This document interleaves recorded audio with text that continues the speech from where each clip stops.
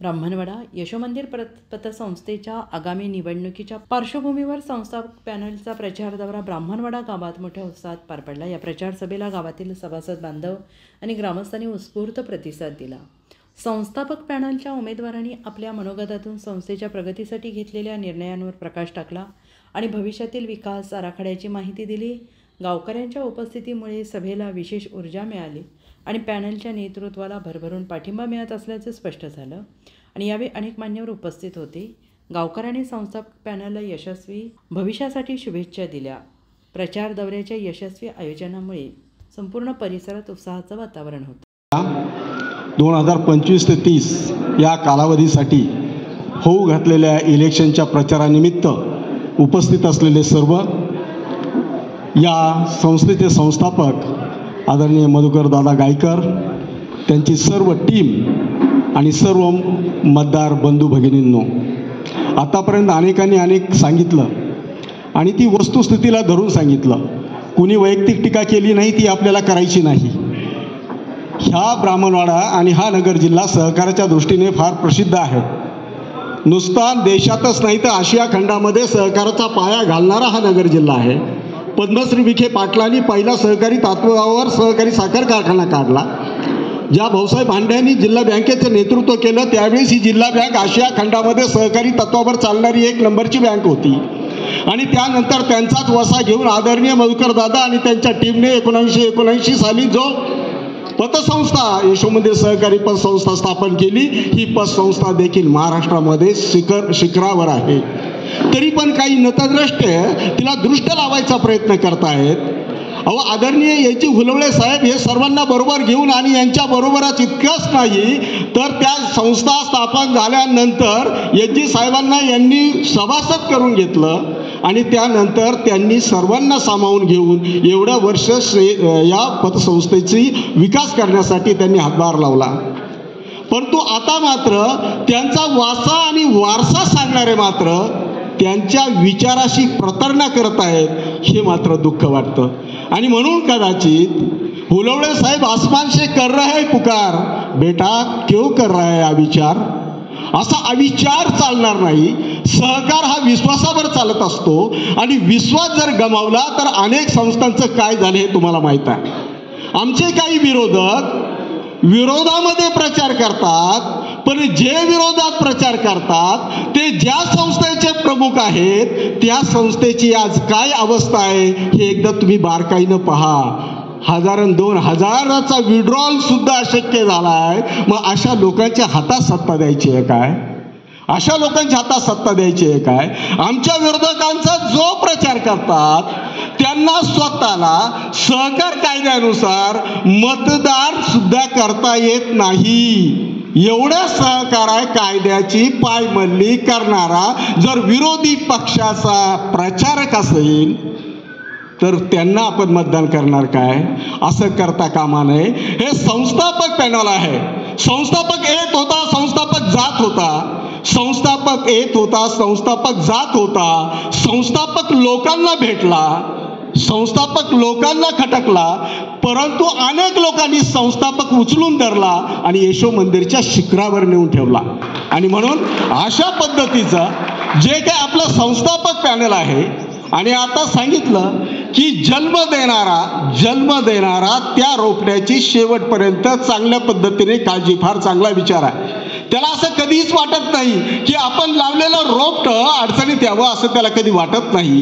ही चांगली यशाची परंपरा आहे, इथून पुढे चांगलं चालणार आहे। 550-600च्या कोटी आहेत टर्नओव्हर, तर मला वाटतं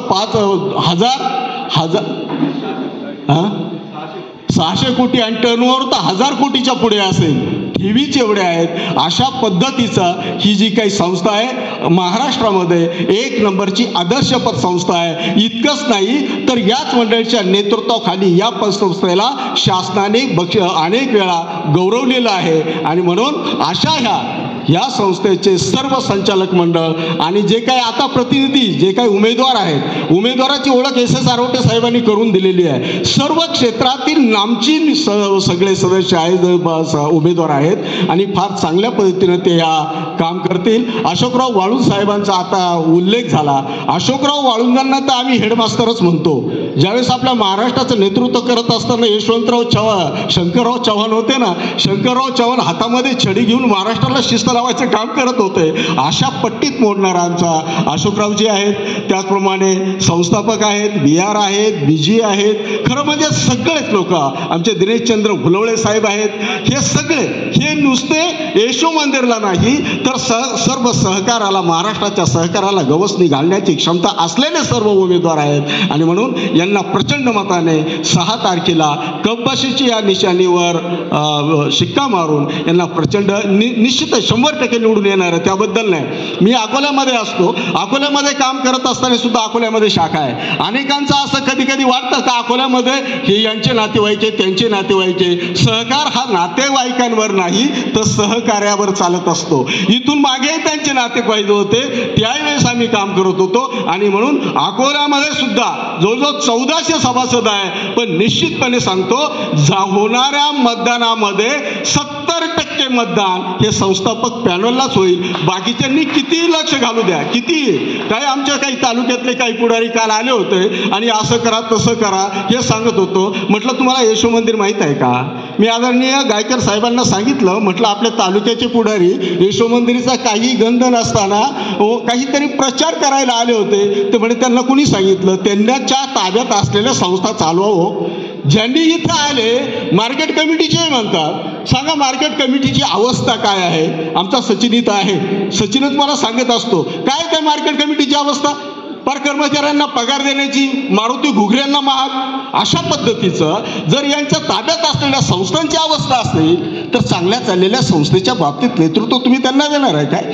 आणि म्हणून अशा पद्धतीनं राजकारणामध्ये हे करत असतात, खोटं नाटं पसरवत असतात. आपल्याला कुणावरही टीका करायची नाही. टीका करणं म्हणजे राजकारण नाही. सहकारातून खऱ्या अर्थाने सहकारातून समृद्धीकडे जायचं आहे. आणि असं जर झालं तर मात्र आपल्याला अजिबात शंका नाही, 100% येणार आहे. पण सहकाराचा अविचाराने तुम्ही जर निर्णय घेतला तर मग स्वर्ग उमेदवारी मागं घेऊन पाठिंबा दिला आहे ते त्याप्रमाणे सन्माननीय बबनराव गायकर, उमेश गायकर, कल्पना आरोटे, भालके मॅडम, अभिषेक आरोटे, त्याचप्रमाणे सन्माननीय अमोल बोडके, बाळासाहेब आरोटे, त्याचप्रमाणे प्रभाकर शिंदे, जयसिंग बांगर या सर्व मंडळींनी आपल्याला पाठिंबा दिलेला आहे. सन्माननीय शरद बोडके या सर्वांचं मी पॅनेलच्या वतीनं, शरद गाडवे, अमोल बोडके, त्याचप्रमाणे आपल्या सर्वांचं या ठिकाणी आभार प्रकट करतो. आणि या कार्यक्रमाला रवी हंडे, रोहिदास गायकर, धोंडीभाऊ मंडलिक, संजय फलके चेअरमन, गोपाल दूध उत्पादक संस्था, रामदास आरोटे, काशीनाथ आरोटे, गणेश गायकर, भीमा सखाराम आरोटे, संजय फलके, प्रमोद आरोटे, प्रशांत फलके, त्याचप्रमाणे विजय आरोटे सोनार, संदीप वाघमारे, सुदाम आरोटे, सुदाम शिंदे, विजय शिंदे, गोकुळ आरोटे, बबन संतू आरोटे, भगवान आरोटे, भगवान गायकर, प्रदीप गायकर, स्वप्नील आरोटे, साहेब रावसाहेब गायकर, शंकर गायकर, शांताराम नामदेव आरोटे, भूषण आरोटे, ज्ञानदेव आरोटे, उमेश पावडे, देवराम शिंदे, विलास गायकर, पप्पू खर्डे, पांडुरंग गाजरे, मच्छिंद्र कर्डिले, सभाजी आरोटे, बाळशीराम जयराम आरोटे, त्याचप्रमाणे मुरली ठिकाणी यशो मंदिर सहकारी पतपेढी मर्यादित मुंबई या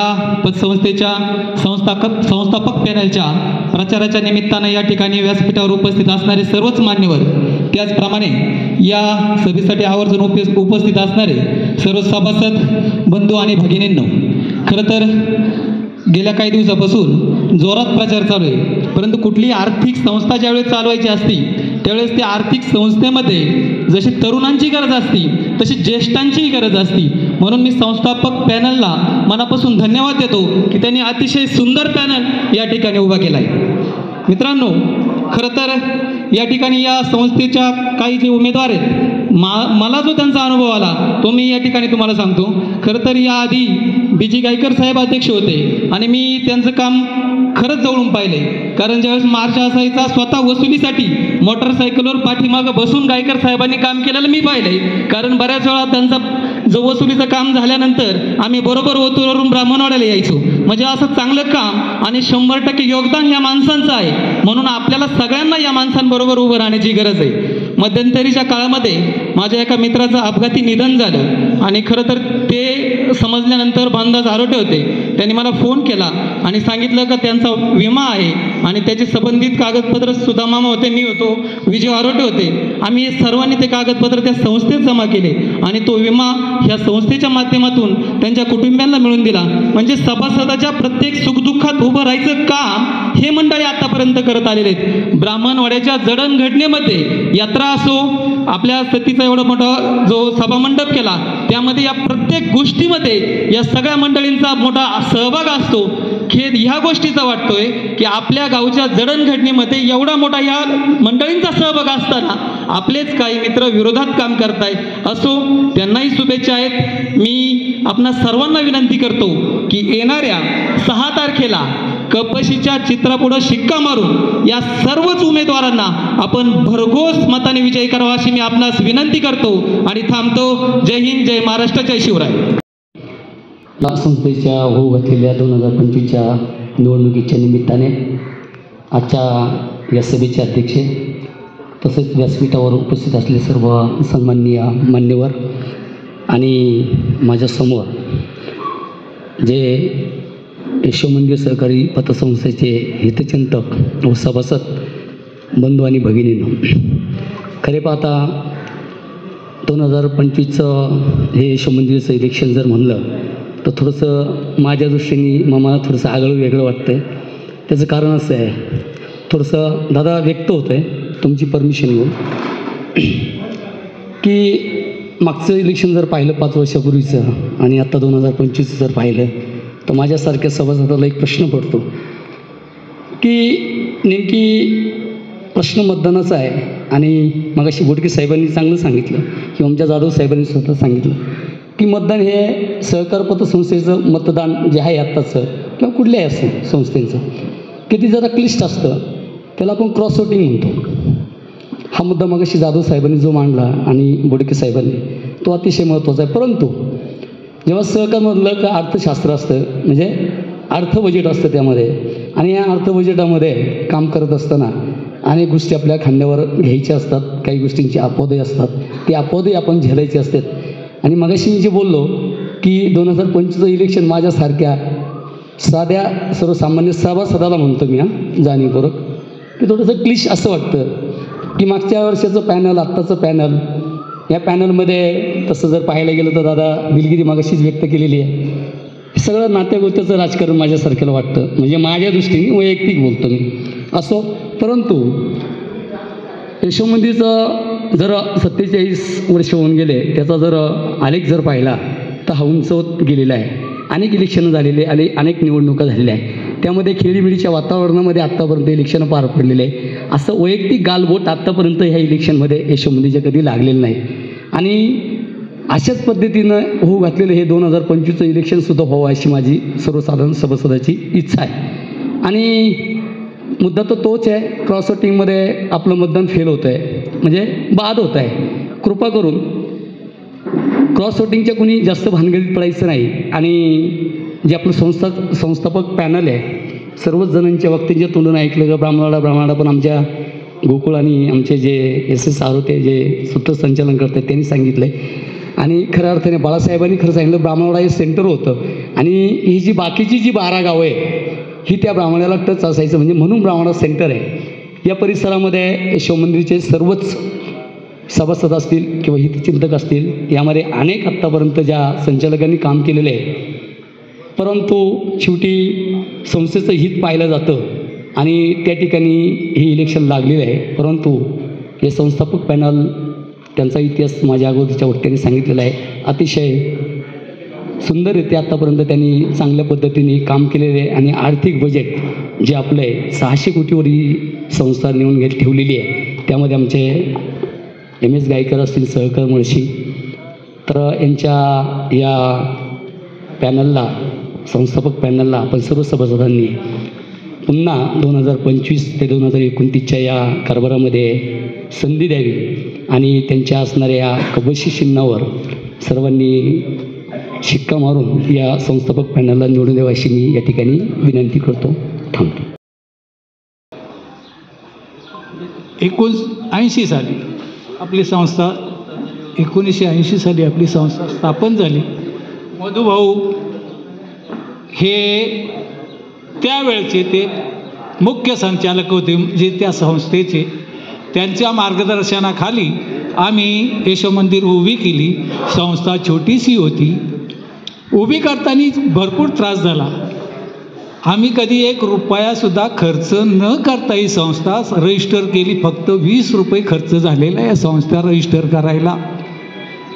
तेही एक पटेल म्हणून होते रजिस्टर ऑफिसमध्ये. त्यांना फक्त 20 रुपयाचा नाश्ता दिला आणि 20 रुपयामध्ये ही संस्था आम्ही स्थापन करून घेतली. मधुभाऊंच्या मार्गदर्शनाखाली आम्ही कामं केली, भरपूर कामं केली. पण आता हे 46 वर्षामध्ये मी त्यांचा विरोधकही राहिलो आणि बरोबरही राहिलो. प्रत्येक वेळेला मी काय त्यांच्या बरोबरच नव्हतो आणि प्रत्येक वेळेला त्यांचा विरोधकही नव्हतो. काय मला कधी काही गोष्टी खटकल्या तर मी निश्चितपणे विरोध केला आणि त्यांनी म्हणजे त्या संचालक मंडळाने धडाही घेतला की कारभार स्वच्छ करावा. आता एक मी वैशिष्ट्य सांगतो यावेळचं. गेल्या वेळेला मी विरोधात होतो, बाकीच्यांचा प्रचार करीत होतो. यावेळेला त्यांच्याबरोबर काय आहे हेही मी सांगतो. एवढ्या वर्षामध्ये त्यांनी ज्या संचालक मंडळाची निवड केली ते संचालक मंडळाचा ज्या वेळेला मी रात्री अभ्यास केला, मला काही इंटरेस्ट नव्हता. पण जेव्हा मी रात्री छावा बघायला आलो आणि जेव्हा अभ्यास केला तेव्हा माझं मत परिवर्तन झालं की यांच्याबरोबर यावर्षी काम करावं. आता याची उळवळे माझे मामा आहेत, संकेत मामांचे मुलगे, त्यांच्यामध्ये गोरक्षरण ते उभे राहिलेले ते मावसभाऊ आहेत. पण त्यांचाही अभ्यास मी केला आणि एवढ्या वर्षामध्ये ज्यांनी ही निवड केली हे 17 संचालक निवडले उभे राहण्यासाठी, तर ती निवड त्यांच्यापेक्षा फार सुपिरियर आहे.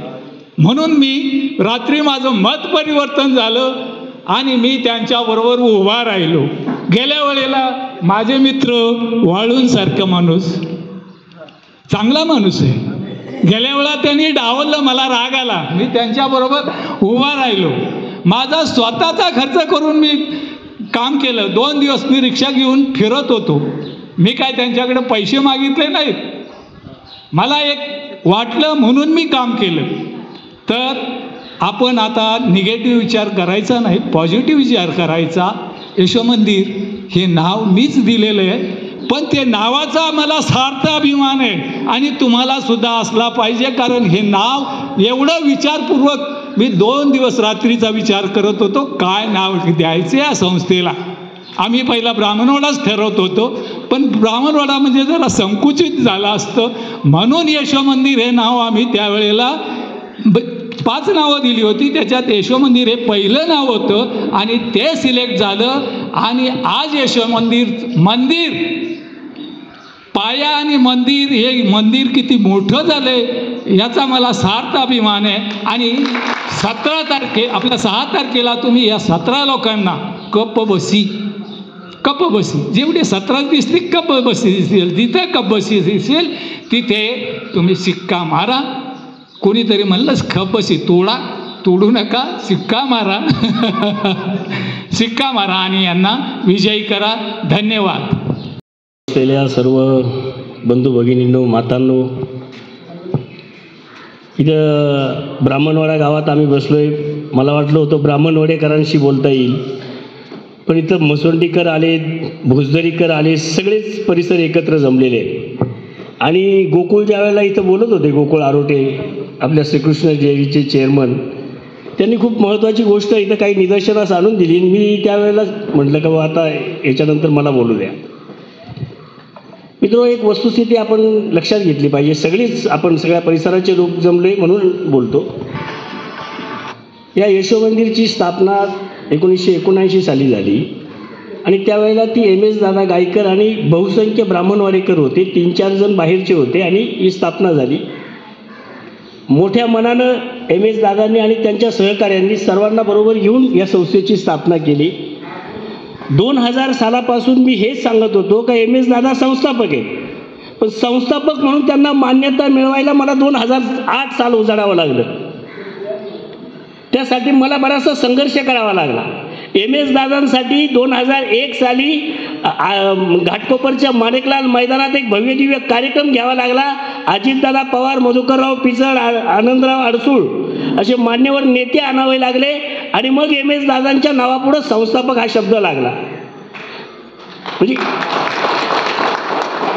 एवढ्यावर थांबलो नाही तर 2013 साली ह्या ठिकाणी मी उपोषणाला बसलो होतो ब्राह्मणवाडा गावामध्ये. का हे कशासाठी तर आम्हाला पण ठाऊक आहे की आईला आई आणि बापाला बाप म्हणण्याची आपली पद्धत आहे आणि ती असली पाहिजे.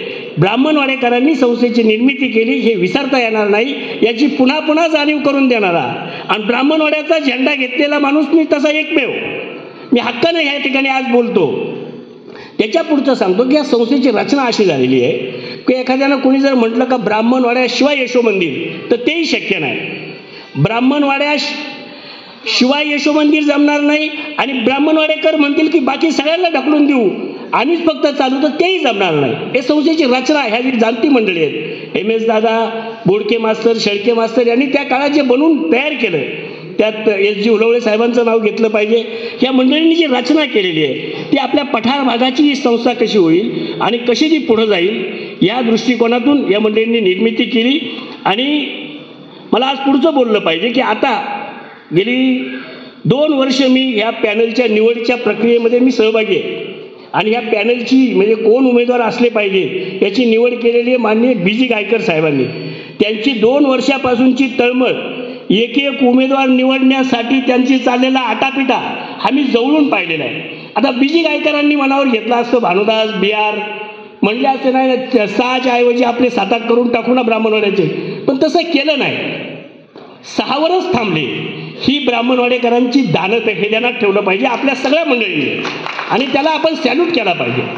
एवढंच नाही तर त्यांनी उमेदवार अतिशय चाणाक्षपणे निवडले, अतिशय हुशार, बुद्धिमान आणि संस्थेला अतिशय पुढे नेण्याची कुवत असलेलं संचालक मंडळ 2025च्या ह्या 6-7 तारखेपासून कार्यरत होईल याची मी तुम्हाला ग्वाही देतो, खात्री देतो. अतिशय सक्षम असं संचालक मंडळ यशोमंदिरला लावेल. मित्रो, आमचा हा पॅनल फक्त निवडणुकीचा विचार करून निवडून येण्यापुरता आम्ही भाष्य करत नाही. आपल्या पॅनलच्या वरती काय घोषवाक्य, यशोमंदिरच्या उज्ज्वल भविष्यासाठी, यशोमंदिरच्या भविष्याचा विचार घेऊन हे 17 लोक तुमच्याकडे आलेले आहेत. काय विचार आहेत तर संस्थेच्या माध्यमातून काय नवीन उपक्रम राबवता येतील. गोकुळने आता इथं खूप चांगला उल्लेख केला का सहकारी दूध, आपण ब्राह्मणवाडा दूध मुंबईत का नको जायला, या अशा संकल्पना काल मुरली शेठ गुंजाळ यांनी आळेफाट्याला काही कल्पना मांडल्या. तर ह्या शेतकऱ्यांच्या साठी सुद्धा काही पाठीशी उभं राहून काही एक विधायक काम आमच्या हातून घडावं असा आमचा पण प्रयत्न आहे. त्यामध्ये गोकुळ असतील, ते मुरली शेठ गुंजाळ असतील, यांना हाताशी धरून काहीतरी एक नवीन आपण शेतकऱ्यांसाठी काही करता येईल असा विचार आपला राहिला पाहिजे. मित्रो, पतसंस्था ह्या आर्थिक व्यवहार आहे, म्हणजे पैशाचा व्यापार करणं हे आपल्या पतसंस्थेचं काम आहे. आपण पैशाचे व्यापारी आहोत, पण तो करताना अतिशय चाणाक्षपणे केला पाहिजे. कर्जदार फार चाणाक्षपणे निवडावे लागतात. आपल्याकडे असलेलं डिपॉझिट जे आहे ते कर्जदाराला दिल्यानंतर त्याच्यातून येणाऱ्या व्याजावर आपलं दुकान चाललेलं आहे. आपल्याला आता भविष्याचा विचार असा केला पाहिजे की आपल्याकडे असलेला पैसा हा अन्य म्हणजे मल्टीपर्पज, मल्टीस्टेट अशा वेगळ्या मार्गामध्ये जाऊन आपल्याला आपलं उत्पन्न, आपल्या पैशाला पैसा जास्त कसा वाढेल आणि जर आपलं उत्पन्न वाढलं पतसंस्थेचं तर त्याचा आपल्याला सभासदांचा जास्त लाभ देता येईल असा विचार घेऊन हे पॅनल आपल्यासमोर उभं आहे. मी आपल्या सर्वांना विनंती करतो. आज या ठिकाणी ब्राह्मणवाडा गाव आणि पंचक्रोशीतील सर्व मान्यवर उपस्थित बंधू आणि भगिनींना प्रथम मी आमच्या पॅनलच्या वतीने सप्रेम नमस्कार करतो. बऱ्याचशा वक्त्यांची भाषणं झालेली आहे, उशीरही झालेला आहे. आता मला फार बोलण्यासारखं नाही आहे आणि बोलण्यासारखं आहे पण काही बोलता येणार नाही म्हणून मी जास्त बोलणार नाही. आपली संस्था जवळजवळ 600 कोटी रुपयाचा ठेवी आणि कर्ज अशी ही आजची सांपत्तिक स्थिती आहे. आणि ही सांपत्तिक स्थिती असताना पुढच्या 5 वर्षामध्ये जी आपल्याला जबाबदारी संचालक मंडळावरती नवीन संचालक मंडळ स्थापन करून निवडून देऊन ती आपल्या संस्थेच्या ठेवींची जी सांभाळणं करायचे कर्मचारी आहेत, ठेव प्रतिनिधी आहेत, यांचा समन्वय साधून सभासदांना आपल्याला विनम्र अशी सेवा द्यायची, सेवामध्ये काही सुधारणा करायच्या आहेत, सभासदांना जे काही लाभ देतो त्याच्यातही काही सुधारणा करायच्या आहे. आणि म्हणून या ठिकाणी जबाबदार मंडळी असली पाहिजेत, ही आमची धारणा आहे. आणि म्हणून दादांनी रोपटं लावलेलं आहे. आजपर्यंत त्यांचं मार्गदर्शन आपल्याला लाभणार आहे. आणि म्हणून नव्या पिढीला नवीन रक्ताला वाव दिला पाहिजे म्हणून आम्ही जी रचना केली, 17 संचालक उमेदवार जे भावी संचालक होतील असे उमेदवार जे आपण या ठिकाणी तयार केलेले आहेत, उभे केलेले आहेत, त्यामध्ये 10 नवीन आहेत, उच्च शिक्षित आहेत, अनुभवी आहेत आणि निश्चित अनुभवी आपले उमेदवार देखील त्यांच्या दादांसमोर आम्ही आहोत. आणि आपल्याला पुढची धुरा सक्षमपणे आपल्या या ठिकाणी सोपवायची आहे. संस्थेचं नेतृत्व नवीन संचालकाकडे सोपवायचं आहे आणि विश्वास जो काय आजपर्यंत आहे तो कायम ठेवायचा आहे. हे करत असताना दादांनी विशेष करून आपल्या जुन्या सहकाऱ्यांना सोबत घेतलं आणि पुढे होळे साहेबही आले. होळे साहेबांनी आणि दादांनी एका बैलजोडीप्रमाणे काम केलं आणि निश्चितच एकमेकांना विश्वासात घेऊन काम केलं आणि संस्थेची वाटचाल चांगली झाली. आज बाहेर प्रचार होतो आहे की आम्हाला होळवे साहेबांचे विचार पुढे न्यायचे, पण आमचा तसं नाही आहे. आम्हाला होळवे साहेबांचे विचार पुढे न्यायचे आहेत आणि दादांचे विचार पुढे न्यायचे आहेत. दोघांच्या मार्गदर्शनाखाली मी BJ गायकर तयार झालो, आरोटे साहेब झाले, ब्राह्मणाचे झाले, परिसरातील माणसं तयार झाली आणि निश्चितच आम्ही सगळ्यांचेच विचार पुढे घेऊन जातो. आपल्या पॅम्पलेटमध्ये बघितलं असेल एवढ्या मान्यवर लोकांचा फोटो त्या ठिकाणी आहे. होळवे साहेब सुद्धा आमच्या बरोबर आहेत, पण आमच्या दादांचा फोटो समोरच्या पॅनलमध्ये नाही. मग आम्ही कोणाचे विचार घेऊन चाललो याचा आपण विचार करायचा आहे. या संचालक मंडळाचं काम करत असताना गेल्या 2.5 वर्षामध्ये जे सभासदांना कटू अनुभव आलेले, भरपूर कटू अनुभव आले, मी या ठिकाणी सांगत नाही, मला भरपूर माहिती आहे. सभासद पुण्यावरून यायचे मुंबईला कर्ज प्रकरणाच्या संदर्भामध्ये, संगमनेर अकोल्यावरून यायचं, त्यांना कॅबिनच्या आतमध्ये घ्यायचंच नाही, 2-2 तास डिस्टर्ब ठेवायचं, संचालकांचे फोन उचलायचेच नाहीत, सभासदांनी सुद्धा ठेवीदारांनी ते उचलायचेच नाहीत. अशा प्रकारचं वागणं हे चांगलं नाही. विचार चांगले पाहिजेत, स्वभाव चांगला पाहिजे. नुसता गोड बोलणं हा स्वभाव नाही, आपला संयमी नेतृत्व पाहिजे. या सगळ्या गोष्टी आहेत. याच मंडळीने गेल्या 2.5 वर्षामध्ये युनियन तोडण्याचं काम केलं. आदरणीय होळवे साहेबांनी सांगितलं होतं की या 45-40 वर्षामध्ये कधीही युनियनचा म्हणजे कामगार वर्ग कधी संपावरती गेला नाही, परंतु विद्यमान चेअरमन साहेबांनी ही युनियन तोडण्याचं काम केलं आणि हे चांगलं नाही, हे चांगले विचार नाही, होळवे साहेबांचे विचार नाही, हे मला तुम्हाला सांगायचं आहे. सर्वांना बरोबर घेऊन जायचं असतं आणि त्याप्रमाणे काम करायचे. दुसरी गोष्ट, कर्जदारांना दुजभाव द्यायचा.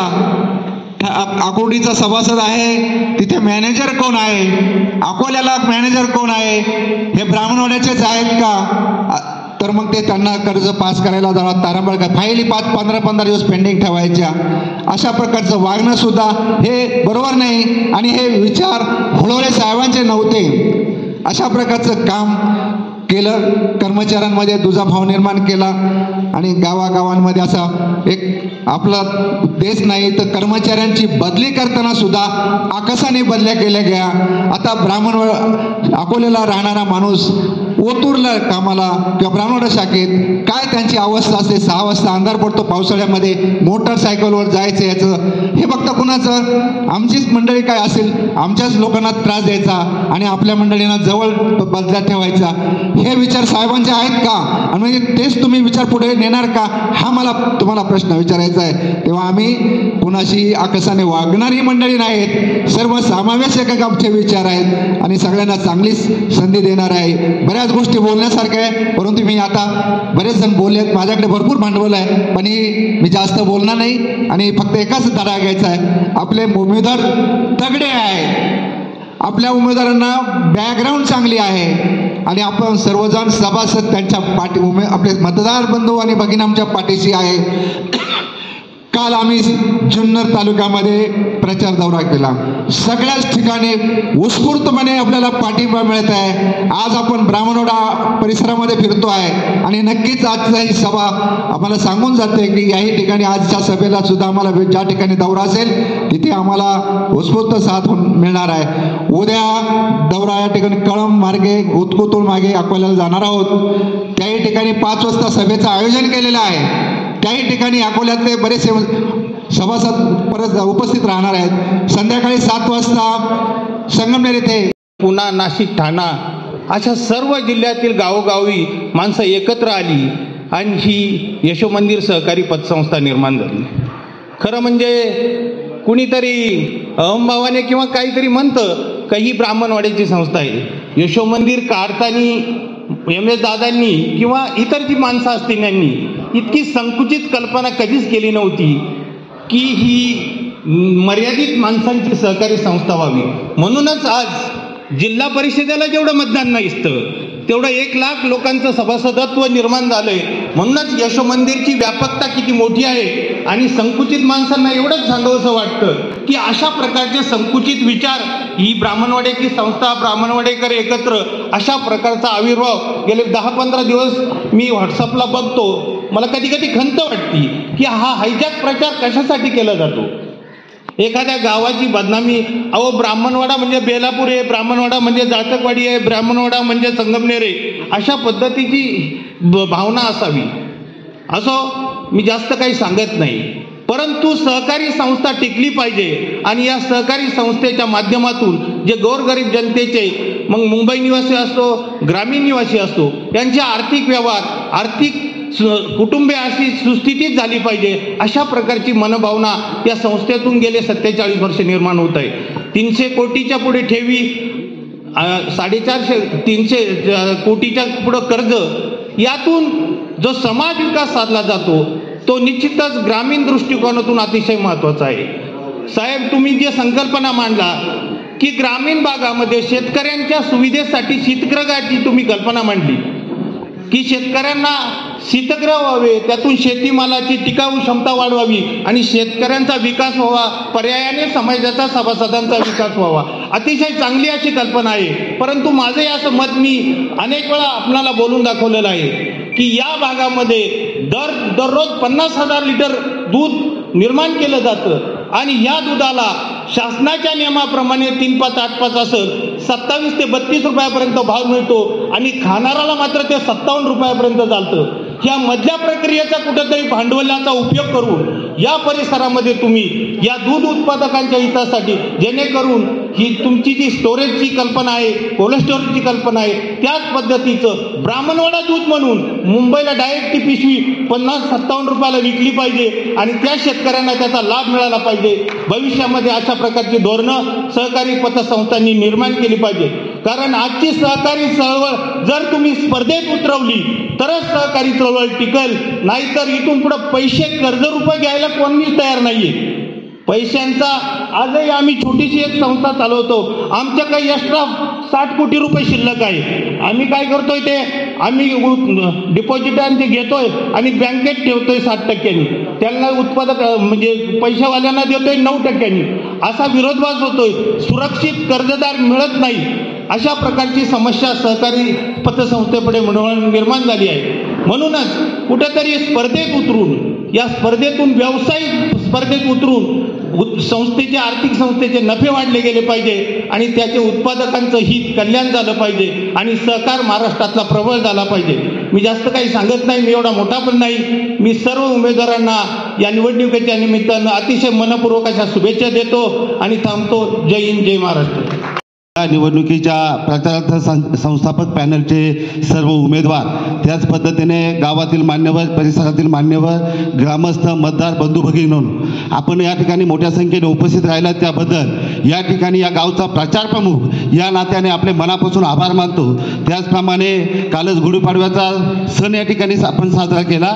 गुढी 9 वर्षाच्या आपल्या सर्वांना मनापासून शुभेच्छा देतो. तसेच या संस्थेचे सहकाररत्न कैलासवासी सगाजीदादा हुलवडे, त्याचप्रमाणे आमचे बंधू कैलासवासी योगेश आरोटे, या संस्थेचे माजी संचालक यांच्या विनम्र त्या ठिकाणी पवित्र स्मृतीस अभिवादन करतो आणि या ठिकाणी आपलं मनोगत व्यक्त करतो.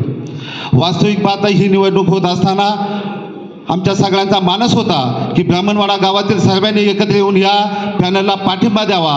परंतु काही त्या ठिकाणी मतभेद असतात, त्या ठिकाणी व्यक्तिदोष असतात, त्याच्यातून काही गोष्टी त्या ठिकाणी घडल्या असतील. परंतु मी तुम्हाला शब्द देतो की या ठिकाणी आम्ही सर्वजण एकत्र राहून आपल्या प्रचाराचं काम अतिशय जोमाने करत आहोत. त्याची काही कारणं असतील. या ठिकाणी ब्राह्मणवाड्यातील काही संचालक आहेत. या संचालक त्या ठिकाणी या भूमिपत्रांनी ज्या वेळेस ह्या गावाच्या विकासासाठी आम्ही त्यांना हाक मारली त्यावेळेस त्यांनी अतिशय मोलाचं सहकार्य या गावासाठी केलं.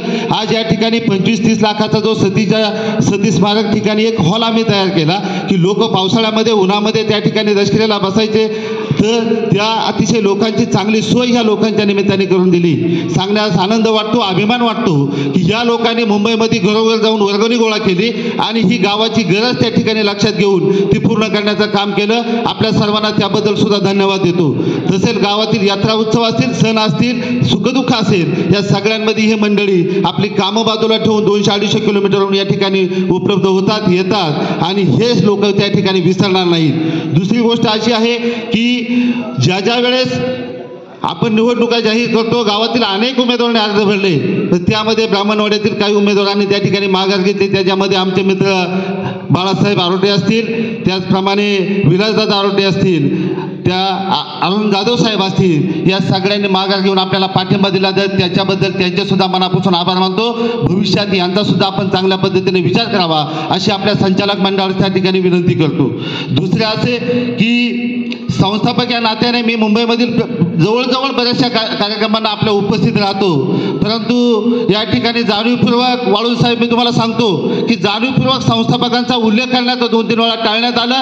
ती गोष्ट त्यावेळेस सुद्धा आम्हाला खटकली की तुम्हाला संस्थापकांची एवढी ॲलर्जी का?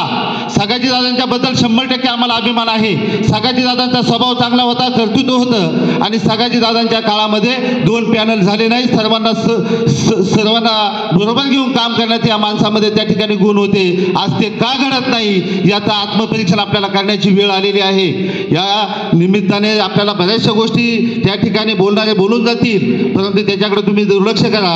मुंबईमध्ये त्या ठिकाणी कार्यक्रमामध्ये आपण जात असताना आमचा तुम्ही मान सन्मान ठेवता, त्याबद्दल सुद्धा तुम्हाला त्या ठिकाणी धन्यवाद देतो. आज या ठिकाणी सचिनने सांगितलं की हा पॅनल करत असताना आपण अतिशय चांगल्या पद्धतीचा समतोल त्या ठिकाणी ठेवलेला आहे. काही मत आपल्या टिंगल्या करतात.